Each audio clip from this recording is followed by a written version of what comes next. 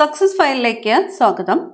നമ്മൾ ഇന്നത്തെ ക്ലാസ്സിൽ ചെയ്യാൻ പോകുന്നത് 50 ചോദ്യങ്ങളുടെ ഒരു മോഡൽ എക്സാം ആണ്. പ്രധാനപ്പെട്ട PSC ഇതിനു മുമ്പ് ചോദിച്ചിട്ടുള്ള ചോദ്യങ്ങളാണ്. മുഴുവൻ ക്വസ്റ്റ്യൻസും അറ്റൻഡ് ചെയ്യാനായിട്ട് ശ്രദ്ധിക്കുക. സ്റ്റാർട്ട് ചെയ്യാം. ആദ്യത്തെ ചോദ്യം, താഴെ പറയുന്നവയിൽ ജീവിതശൈലി രോഗങ്ങളിൽ പെടാത്തത് ഏത്? ജീവിതശൈലി രോഗങ്ങളിൽ പെടാത്തത് ഏത് എന്നാണ് ചോദിച്ചിരിക്കുന്നത്.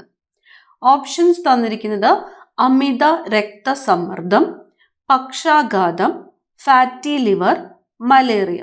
ഇതിൽ ജീവിതശൈലി രോഗങ്ങളിൽ പെടാത്തത് ഓപ്ഷൻ ഡി ആണ്, മലേറിയ. മാനസിക രോഗവിമുക്തരായവരുടെ പുനരധിവാസത്തിനായുള്ള സർക്കാരിന്റെ പുനരധിവാസ പദ്ധതിയുടെ പേരെന്ത്? മാനസികാരോഗ്യ വിമുക്തരായവരുടെ പുനരധിവാസത്തിനായുള്ള സർക്കാരിന്റെ പുനരധിവാസ പദ്ധതിയുടെ പേര് സ്നേഹക്കൂട്. ഓപ്ഷൻ ബി ആണ് ഉത്തരം, സ്നേഹക്കൂട്. ചുവടെ കൊടുത്തവയിൽ നിന്നും ശ്വാസകോശ രോഗം അല്ലാത്തത് തിരഞ്ഞെടുക്കുക. ശ്വാസകോശ രോഗം അല്ലാത്തത്. ഓപ്ഷൻസ് തന്നിരിക്കുന്നത് ആസ്മ, എംഫിസിമ, നെഫ്രൈറ്റിസ്, ബ്രോങ്കൈറ്റിസ് എന്നിവയാണ്. ഇതിൽ ശ്വാസകോശ രോഗം അല്ലാത്തത് നെഫ്രൈറ്റിസ് ആണ്. നെഫ്രൈറ്റിസ് ഏത് അവയവത്തെയാണ് ബാധിക്കുന്നതെന്ന് കമന്റ് ചെയ്യുക. അടുത്തത്, സ്വാതന്ത്ര്യ സമരകാലത്ത് ഗാന്ധിജി ഉപ്പ് സത്യാഗ്രഹം നടത്തിയത് എവിടെയാണ്? സ്വാതന്ത്ര്യ സമരകാലത്ത് ഗാന്ധിജി ഉപ്പ് സത്യാഗ്രഹം നടത്തിയത് ദണ്ഡിയിലാണ്. ദണ്ഡി. ബ്രിട്ടീഷുകാർ ഇന്ത്യയിൽ ആധിപത്യം സ്ഥാപിക്കാൻ ഇടയാക്കിയ യുദ്ധങ്ങൾ ഏതൊക്കെയാണ്? ബ്രിട്ടീഷുകാർ ഇന്ത്യയിൽ ആധിപത്യം സ്ഥാപിക്കാൻ ഇടയാക്കിയ യുദ്ധങ്ങൾ. ഓപ്ഷൻ ഡി ആണ് ഉത്തരം. പ്ലാസി യുദ്ധവും ബക്സാർ യുദ്ധവുമാണ് ബ്രിട്ടീഷുകാർ ഇന്ത്യയിൽ ആധിപത്യം സ്ഥാപിക്കാൻ ഇടയാക്കിയ യുദ്ധങ്ങൾ. പ്ലാസി യുദ്ധവും ബക്സാർ യുദ്ധവും. അടുത്ത ചോദ്യം, യൂണിയൻ ലിസ്റ്റിൽ പെടുന്നവ ഏത്? യൂണിയൻ ലിസ്റ്റിൽ പെടുന്നവ. സെൻസസ്. ഓപ്ഷൻ ഡി ആണ് ഉത്തരം, സെൻസസ്. നീരജ് ചോപ്ര ഏത് കായിക ഇനവുമായി ബന്ധപ്പെട്ടിരിക്കുന്നു? നീരജ് ചോപ്ര ജാവലിൻ ത്രോയാണ്. Option A, javelin throw. കുറ്റം ചുമത്താതെയും വിചാരണ കൂടാതെയും ഏതൊരാളെയും ജയിലിൽ അടയ്ക്കാൻ ഗവൺമെന്റിനെ അധികാരപ്പെടുത്തിയത്? കുറ്റം ചുമത്താതെയും വിചാരണ കൂടാതെയും ഏതൊരാളെയും ജയിലിൽ അടയ്ക്കാൻ ഗവൺമെന്റിനെ അധികാരപ്പെടുത്തിയത് റൗലറ്റ് ആക്ട് ആണ്. Rowlatt act. നിസ്സഹരണ പ്രസ്ഥാനം പിൻവലിക്കാൻ കാരണം? നിസ്സഹരണ പ്രസ്ഥാനം പിൻവലിക്കാൻ കാരണം ചൗരി ചൗര സംഭവമാണ്. ഓപ്ഷൻ സി, ചൗരി ചൗര സംഭവം. പഴശ്ശിരാജയുമായി ബന്ധപ്പെടാത്ത പ്രസ്താവന ഏത്? പഴശ്ശിരാജയുമായിട്ട് ബന്ധപ്പെടാത്തത്. ഓപ്ഷൻസ് വായിക്കാം. മലബാർ പ്രദേശത്ത് ശക്തമായ പ്രക്ഷോഭം സംഘടിപ്പിച്ചു, ബ്രിട്ടീഷുകാരുടെ നികുതി നയത്തെ അനുകൂലിച്ചു, ഒളിപ്പോരിൽ പ്രഗത്ഭനായിരുന്നു, ബ്രിട്ടീഷ് അധികാരികളെ വെല്ലുവിളിച്ചു. ഇതിൽ പഴശ്ശിരാജയുമായിട്ട് ബന്ധപ്പെടാത്തത് ഏതാണ്? ഓപ്ഷൻ ബി ആണ്. ബ്രിട്ടീഷുകാരുടെ നികുതി നയത്തെ അനുകൂലിച്ചു എന്ന് പറഞ്ഞിരിക്കുന്നത് തെറ്റായിട്ടുള്ള പ്രസ്താവനയാണ്.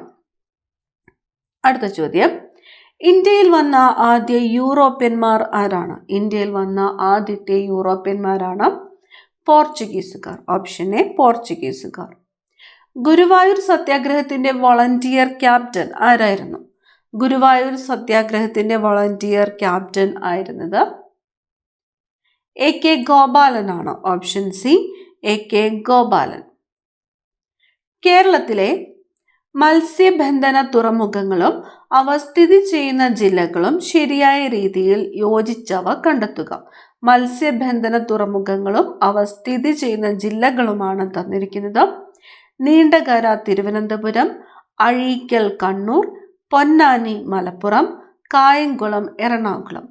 ഇതിൽ ശരിയായ രീതിയിൽ യോജിച്ചവ കണ്ടെത്തുവാനാണ് പറഞ്ഞിരിക്കുന്നത്. ശരിയായ രീതിയിൽ. ഉത്തരം വരുന്നത് ഓപ്ഷൻ എ ആണ്. 2ഉം 3ഉമാണ് ശരിയായിട്ടുള്ളത്.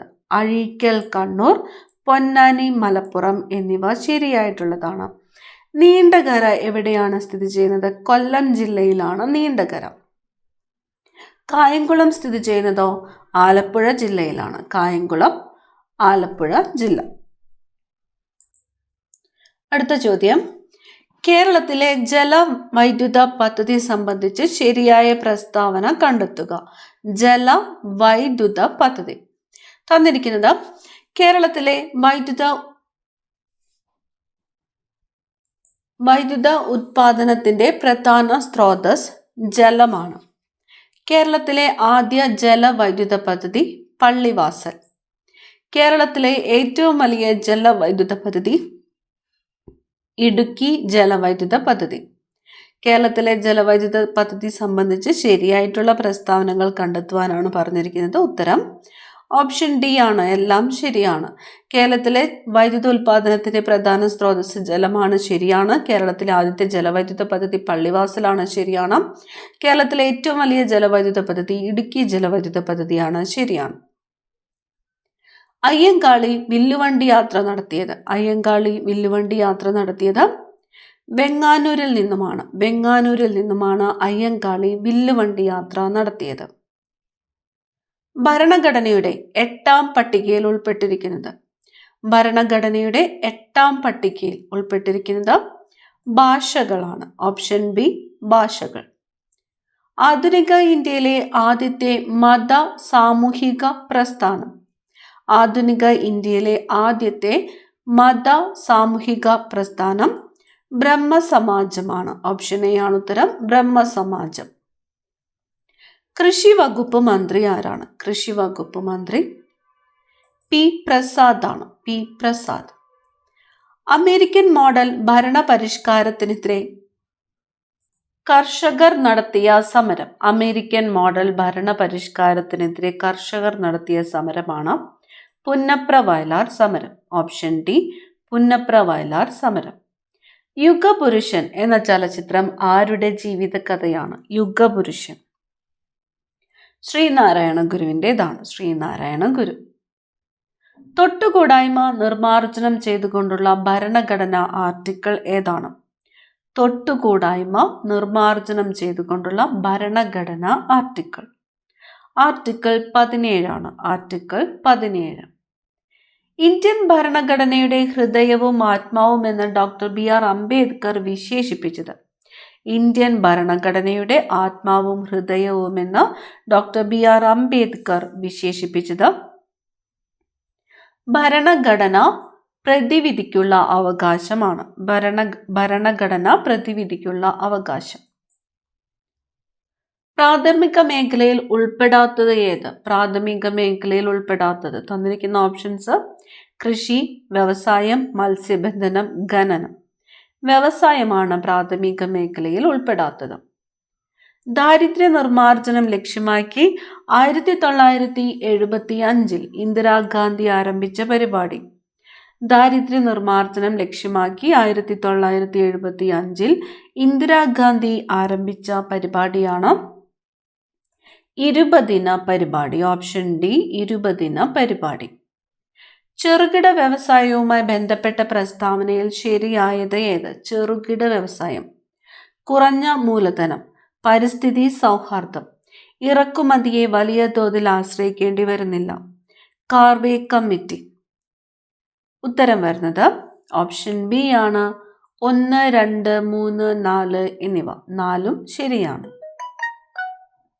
അടുത്തത്, താഴെ പറയുന്നവയിൽ സർവകലാശാല വിദ്യാഭ്യാസത്തെക്കുറിച്ച് പഠിക്കുവാൻ 1948 നിയമിച്ച കമ്മീഷൻ.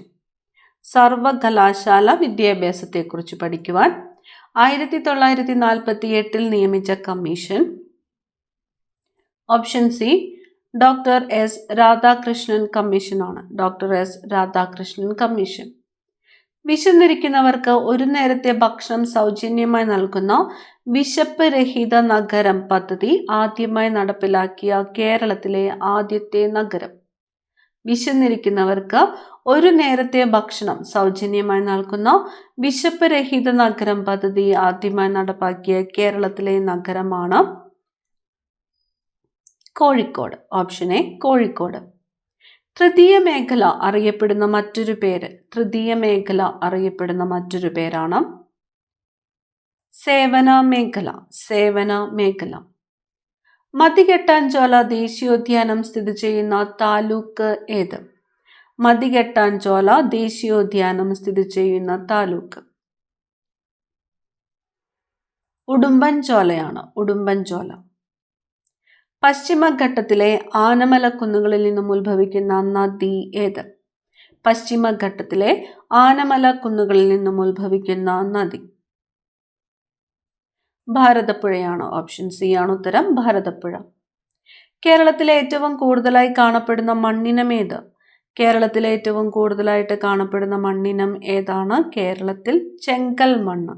ചെങ്കൽ മണ്ണ് അല്ലെങ്കിൽ ലാറ്ററൈറ്റ് മണ്ണാണ് കേരളത്തിൽ ഏറ്റവും കൂടുതലായിട്ട് കാണപ്പെടുന്ന മണ്ണിനം. പത്മശ്രീ ലഭിച്ച കേരളത്തിലെ ആദ്യ കായിക താരം ആര്? പത്മശ്രീ ലഭിച്ച കേരളത്തിലെ ആദ്യത്തെ കായിക താരം MD വത്സമ്മയാണ്. MD Valsamma.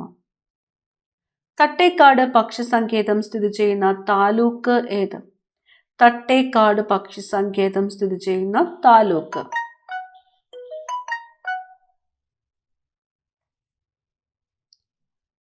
Option B ആണ് ഉത്തരം, കോതമംഗലം. Option B Kothamangalam.